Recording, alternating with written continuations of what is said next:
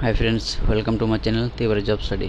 Friends, তোমরা এতদিন ধরে জেআরপিটি গ্রুপ ডির যে রেজাল্টের জন্য অপেক্ষা করছিলে, জেআরপিটি গ্রুপ ডির যে ফাইনাল রেজাল্টটা তা কিন্তু গতকালকে পাবলিশড হয়ে গেছে। জেআরপিটি গ্রুপ ডির যে ফাইনাল মেরিট লিস্ট তা কিন্তু প্রকাশিত হয়ে গেছে গতকালকে।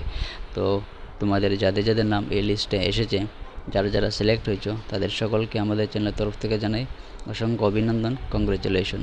ফ্রেন্ডস, আজকের ভিডিওতে আমরা কিছু গুরুত্বপূর্ণ বিষয় নিয়ে আলোচনা করতে যাচ্ছি। আজকের ভিডিওতে আমরা ওয়েটিং লিস্ট সম্পর্কে আলোচনা করব। ওয়েটিং লিস্ট তোমাদের দেবে কি দেবে না, তাছাড়া এখানে কিন্তু অনেকগুলি পোস্ট ভ্যাকেন্ট রয়ে গেছে, তা নিয়েও আজকের ভিডিওতে আমরা আলোচনা করব।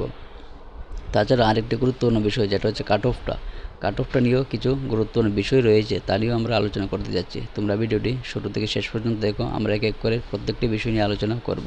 তো চলো দেরি না করে ভিডিওটি শুরু করা যাক।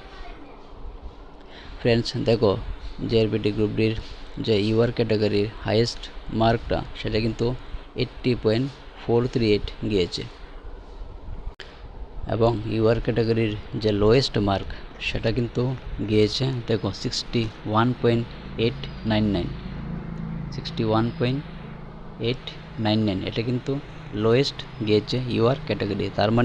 তার মানে হচ্ছে কাট অফটা গিয়েছে 61.899 সামথিং।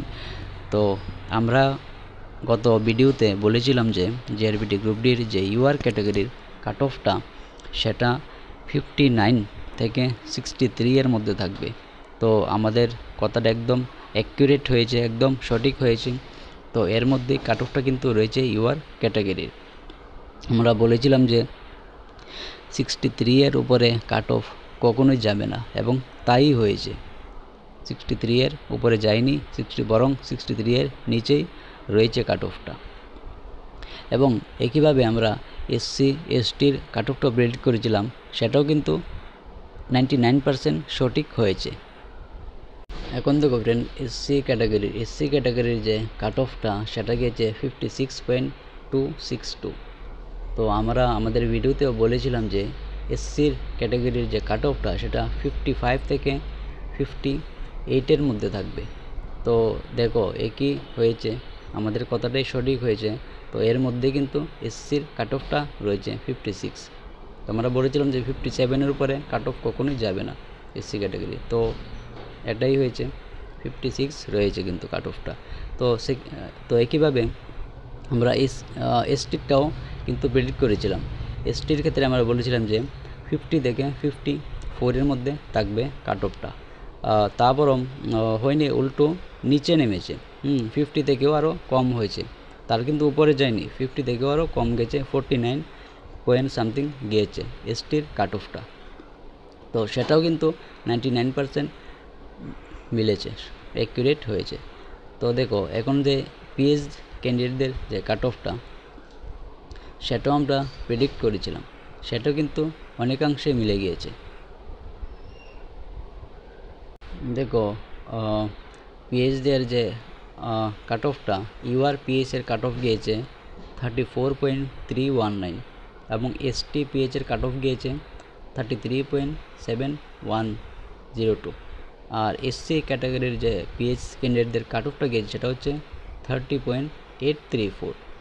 তো এখানে একটু ডিফারেন্স রয়েছে। দেখো আমরা জানি এসটির কাট অফ কিন্তু এসসি থেকে কম থাকে, কিন্তু এখানে দেখো এসটির কাট অফ বেশি কিন্তু এসসির কাট অফটা কম। তো সেটা কেন এরকম হয়েছে, সেটার পিছনে লজিক রয়েছে। দেখো এখানে কিন্তু অনেকগুলি পোস্ট ভ্যাকেন্ট রয়েছে, টোটাল 63টা পোস্ট কিন্তু ভ্যাকেন্ট রয়েছে। তো এখানে সবথেকে বেশি ভ্যাকেন্ট পোস্ট যেটা রয়েছে সেটা হচ্ছে এসটি ক্যাটাগরির, 34টা পোস্ট কিন্তু ভ্যাকেন্ট রয়েছে। তার মধ্যে এক্স সার্ভিসম্যান পোস্ট হচ্ছে 17টা, এবং পিএইচ ক্যান্ডিডেটদের যে পোস্ট সেটা হচ্ছে 17টা। আর ইউআর যে 18টা পোস্ট ভ্যাকেন্ট রয়ে গেছে সেটা কিন্তু শুধুমাত্র এক্স সার্ভিসম্যানের। পিএইচদের ইউআর পিএইচের কোনো পোস্ট ভ্যাকেন্ট যায়নি, সবকটি পোস্টই কিন্তু ফিল আপ হয়েছে। আর এসসির যে পোস্ট সেটা কিন্তু 11টা টোটাল পোস্ট ভ্যাকেন্ট রয়েছে, তার মধ্যে এক্স সার্ভিসম্যান হচ্ছে 8টি পোস্ট, এবং পিএইচ ক্যান্ডিডেট রয়েছে 3টি পোস্ট। তো সর্বমোট 63টা পোস্ট কিন্তু ভ্যাকেন্ট রয়েছে সবগুলি ক্যাটাগরি মিলিয়ে। তো এখন দেখো, এখন হচ্ছে তোমরা সকলেই জানো যে জিআরপিটি গ্রুপ ডির তো অনেকেই পেয়েছে, টোটাল 2437 জন পেয়েছে। তার মধ্যে দেখো অনেকেই 100 200 এরকম হতে পারে যারা জবটা কিন্তু জয়েন করবে না, তো সেখানে কিন্তু আরও অনেকগুলি পোস্ট ভ্যাকেন্ট থেকে যাবে।